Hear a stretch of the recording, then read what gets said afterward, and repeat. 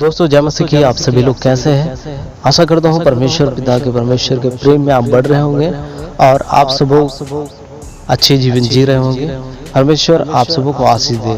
आज का वीडियो काफ़ी ज़्यादा इंटरेस्टिंग और आपके लिए आशीर्वादिक हो सकता है।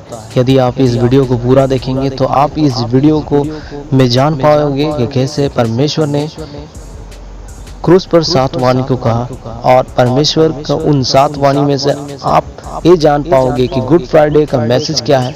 क्योंकि परमेश्वर आप सबों से चाहता है कि आप एक नामधारी मसीह ना बने, आप परमेश्वर के सच्चे भक्त बने। तो परमेश्वर के सच्चे भक्त को कैसे अपना जीवन जीना है, इस वीडियो में हम इस बात की चर्चा करेंगे। तो चलिए वीडियो को देर न करते हुए स्टार्ट करते हैं। इससे पहले यदि आप चैनल पर नए हो तो सब्सक्राइब कर लेना, ताकि परमेश्वर के वचन आपके पास सबसे पहले पहुंचे। तो देखिए, परमेश्वर का जो दुख भोग है ये हमारा चल रहा है और परमेश्वर ने क्रूस पर 7 वाणी को कहा और इन 7 वाणी को कहने के समय उन्होंने जो पहला वाणी कहा, उन्होंने कहा लूका 23 अध्याय 34 पद। तब यीशु ने कहा, हे पिता, इन्हें क्षमा कर, क्योंकि ये नहीं जानते कि क्या कर रहे हैं। और उन्होंने चिट्ठियां डालकर उसके कपड़े बांट लिए। दूसरी वाणी लूका 23 अध्याय 43 पद। उसने उससे कहा, मैं तुझसे सच कहता हूँ कि आज ही तू मेरे साथ स्वर्ग लोक में होगा। तीसरी वाणी यूहन्ना 19 अध्याय 26 पद। यीशु ने अपनी माता और उस चेले को जिससे वो प्रेम रखता था पास खड़े देखकर अपनी माता से कहा, हे नारी, देख, यह तेरा पुत्र है। 27 पद। तब उस चेले से कहा, यह तेरी माता है। और उसी समय से वह चेला उसे अपने घर ले गया। चौथी वाणी मत्ती 27 अध्याय पद 40। तीसरे पहर के निकट यीशु ने बड़े शब्द से पुकार कर कहा, एली एली लमा सबक्तनी, अर्थात हे मेरे परमेश्वर, हे मेरे परमेश्वर, तूने मुझे क्यों छोड़ दिया।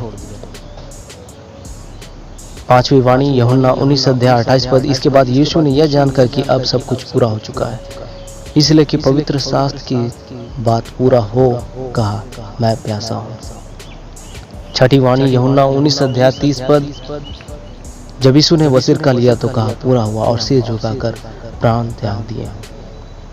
सातवीं वाणी लूका रचित सुसमाचार 23 अध्याय पद 46। और यीशु ने बड़े शब्द से पुकार कर कहा, हे पिता, मैं अपनी आत्मा तेरे हाथों में सौंपता हूँ। और यह कहकर प्राण छोड़ दिए। हाँ मेरे प्रियो, परमेश्वर ने क्रूस पर 7 वाणी को कहा।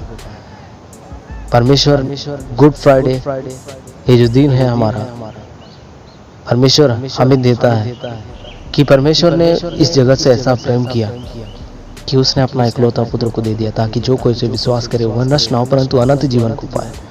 हाँ मेरे प्रियो, परमेश्वर सचमुच आपसे, हमसे कितना प्यार करता है, इस संसार से कितना प्यार करता है। इसीलिए तो उसने पहली वाणी में कहा, हे पिता, इन्हें क्षमा कर, क्योंकि ये नहीं जानते कि क्या कर रहे हैं। और उन्होंने चिट्ठियां डालकर उसके कपड़े बांट लिए। हाँ मेरे प्रियो, यीशु आपसे और हमसे कितना प्यार करता है। जब लोग रोम के सिपाही यीशु को मार रहे थे, कांटी से ठोक रहे थे, कितना दुख और दर्द में थे वे, लेकिन उन्होंने उफ तक नहीं कहा। परमेश्वर का वचन साफ साफ हमें कहता है, यीशु ने कहा, इन्हें क्षमा कर। आज हमें ये सोचने की आवश्यकता है, क्या हम अपने बैरियों को क्षमा कर पाते हैं? क्या हम अपने बैरियों को माफ कर पाते हैं? यदि हम और आप अपने आप को मसीह कहते हैं, हम परमेश्वर के लोग कहते हैं अपने आप को, हम उसके चुने हुए चराई की भेड़ें हैं, तो क्या हम उसकी आज्ञाओं का पालन करते हैं? Good Friday, Easter Sunday, palm Sunday, Christmas, new year, ये सारे त्यौहार तो हम मनाते हैं, लेकिन यीशु इन सारी चीज़ों से खुश नहीं होता। यीशु चाहता है कि आप उसकी आज्ञाओं को मानें। यदि आप उसकी आज्ञाओं को मानेंगे, वचन कहता है, यहोवा अपने डरवैयों से प्रसन्न होता है। यहोवा क्या होम बलि और मेल बलियों से इतना प्रसन्न होता है कि क्या, जितना कि अपने बात के माने जाने से। यहोवा परमेश्वर उन सारे बातों से प्रसन्न नहीं होता। यदि आप होम बलि और मेल बलि चढ़ाते हो लेकिन उसकी आज्ञाओं को नहीं मानते, तो यीशु आपसे खुश नहीं होगा। परमेश्वर को प्रसन्न नहीं कर पाओगे आप। यीशु ने कहा, जैसा तुम्हारा स्वर्गीय पिता है वैसे तुम भी बनो। परमेश्वर ने क्षमा करने के लिए हमें सिखाया। आज हम अपने बैरियों को क्या क्षमा कर पाते हैं? हमें अपने बैरियों को क्षमा करना चाहिए। परमेश्वर सचमुच महान है। यदि परमेश्वर ने कहा यदि तुम्हारे कोई दाहिने गाल पे थप्पड़ मारे तो उसे